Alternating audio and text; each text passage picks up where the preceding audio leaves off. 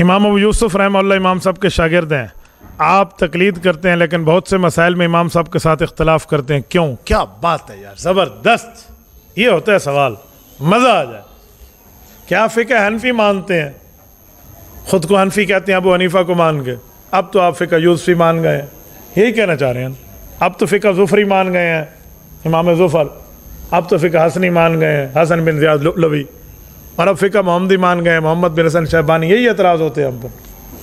تو آپ ابو حنیفہ کی مانیں, آپ نے اس کے علاوہ ان کے شاگردوں کیوں مانی ہے؟ اس کا جواب 8 سال پڑھنے والوں کے پاس نہیں ہے, کیونکہ انہوں نے اس کو پڑھا ہی نہیں ہے. جب آپ نام سال میں تخصص و الافتاء کریں گے, آپ شامیہ میں آئیں گے تو مقدمہ شامیہ میں اس کا جواب موجود ہے. امام ابن عابدین شامی رحمہ اللہ نے اس کا جواب قاضی ابو یوسف سے نقل کر کے دیا ہے رحمہ اللہ. وہ فرماتے ہیں ما قلت قولا فیہ خالفت ابا حنیفہ الا قد کان قالہ. یہ امام ابو یوسف کا قول ہے. وہ فرماتے ہیں کہ ہم امام حنیفہ سے اختلاف کیوں کرتے ہیں, ہمارے بھی تو وہ بڑے ہیں, تو ہمیں صاحبین والا مسئلہ, شیخین والا مسئلہ, یہ طرفین والی یہ جو باتیں ہم چلاتے ہیں فقہ کے کلاسز میں, تو وہ جواب دے رہے ہیں. فرمایا ایک مسئلے پر جو ہماری رائے ہے, جو امام صاحب کے بظاہر مخالف ہے, وہ مخالف نہیں ہے, وہ ایک ہے. کہتے ایک کیسے ہے؟ سنیں. امام صاحب رحمۃ اللہ علیہ کی فقہ شورائی ہے. امام صاحب مسئلے کا حل بتاتے تھے کہ یہ جو حل ہے نا اس کا, اس کے 5 حل ہو سکتے ہیں. یہ بھی ہو سکتا ہے, یہ بھی ہو سکتا ہے, یہ بھی ہو سکتا ہے, یہ جواب ہے, یہ جواب ہے. ان میں کسی ایک جواب کو امام صاحب ترجیح دیں تو امام حنیفہ کا قول, وہ صاحبین ترجیح دے دیں تو وہ ان کا قول. اصل میں وہ بھی امام حنیفہ کا قول ہے. میں مثال دے رہا ہوں. کوئی مجھ سے پوچھے مولانا ملتان جانا ہے کیسے جائیں؟ آپ کہیں گے چوک میتلا سے ہوتے ہوئے سیدھا وہاڑی روڈ پرانا جائیں, آپ ملتان پہنچ جائیں گے. ایک جواب.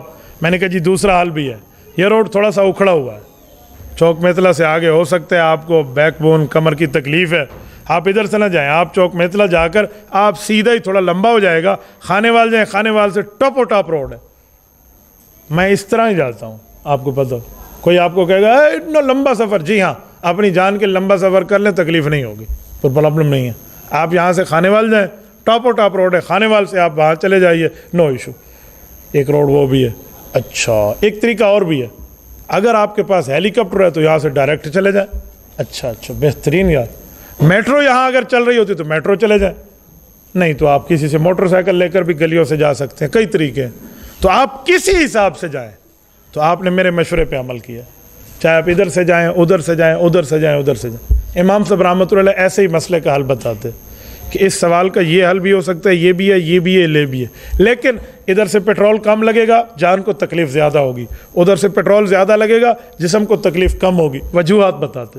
جیسے میں مثال دے رہا ہوں, تو کسی کو صاحبین اختیار قول کرتے تو وہ صاحبین کا قول ہو جاتا, امام صاحب اختیار کرتے تو امام صاحب کو ہو جاتا. ترجیح جس کو دیتے حیث تمام قول ابو حنیفہ کے.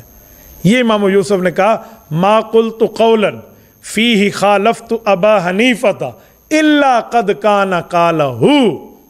میں نے جس قول میں امام صاحب کی مخالفت کی وہ میرا نہیں ہے, دراصل امام صاحب کا ہی ہے. تو ہم یہ کر کے بھی فقہ حنفی کی تقلید سے نہیں نکلتے. اللہ کرے میں آپ کو سمجھا پایا ہوں. کیا 4 اماموں کے بعد کوئی مجتہد پیدا ہوا اور اب بھی کوئی مجتہد پیدا ہو سکتا ہے؟ جی ہاں, 4 اماموں کے بعد بھی کئی مجتہد پیدا ہوئے ہیں, اب بھی ہو سکتا ہے, بعد میں بھی ہو سکتا ہے, کوئی ایشو نہیں ہے. بھائی نبی تو نہیں ہے کہ نیا نبی پیدا نہیں ہو سکتا, فقیہ ہے, یہ تو پیدا ہو سکتا ہے, کیوں نہیں ہے. لیکن اس فقیہ نے کرنا کیا ہوگا, وہ اپنی فقہ لکھے گا. بھئی دین کے جتنے مسائل تھے حضور پاک کے صحابہ سے امام حنیفہ نے پڑھ کے لکھ دیے ہیں. 12,90,000 مسائل لکھیں, کچھ نہ کچھ رہ گئے, یا اس میں اختلاف کسی مجتہد کو حق بنا تو امام شافعی نے لکھ دیا, امام مالک لکھ دیا, امام احمد نے لکھ دیا. اب کوئی فقیہ ہو بھی تو وہ جتنے اصول لکھے گا تقریباً اصول ان ائمہ اربعہ نے لکھ دیے ہیں. قرآن کریم پڑھنے کے کتنے طریقے ہیں؟ 7 طریقے. اب کوئی قاری اور نکلے اور وہ کہ میں 8واں طریقہ ایجاد کیتے ہیں, کر لے گا؟ نہیں کرے گا, وہ قرآن میں 7 ہی ہے. تو اس طرح فقہ حنفی پہ حدیث رسول پہ عمل کرنے کے 4 طریقے, حنفی شافعی مالکی حنبلی. 5واں بن بھی جائے تو کہاں سے لائے گا؟ ہو بھی فقیہ, نو ایشو, تو کیا کرے گا؟ تو مجتہد فی المذہب تو ہو نہیں سکتا. ظاہری بات ہے 2 باتیں ہوں گی, یا تو وہ تقلید کرے گا جیسے امام یوسف بھی کر رہے ہیں امام حنیفہ کی, اور یا تقلید نہیں کرے گا تو پھر علیحدہ مذہب بنائے گا تو گمراہی پھیلانی ہو.